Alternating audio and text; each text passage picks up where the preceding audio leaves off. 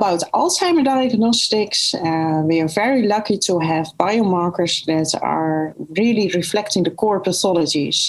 So in Alzheimer's, we know what are the core pathologies that we see on postmortem tissue, which is amyloid deposition and also tau deposition. And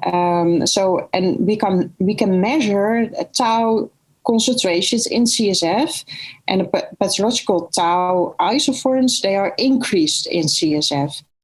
And in combination with a decrease in amyloid, and amyloid is the other core pathology in Alzheimer's disease, so the combination of these two biomarkers gives us a very strong confidence in the biological diagnosis of Alzheimer's disease. And we can measure amyloid also by PET. So those factors now made us in the stage that we are defining Alzheimer's based on those biological biomarkers. They are biological reflections of what's going on in the brain. And that's very important because clinical symptoms, such as cognitive decline, are quite aspecific. They can happen due to multiple causes.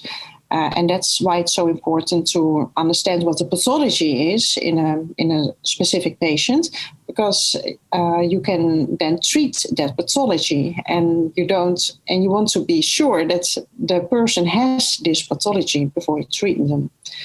And what's really exciting about our Alzheimer biomarkers is that we can now measure them also in blood.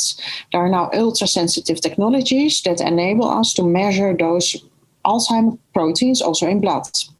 So, and that has been extremely exciting, and our high impact papers during the last year that showed independently in independent clinical groups that this is the case. So we can measure those plasma biomarkers in Alzheimer's disease.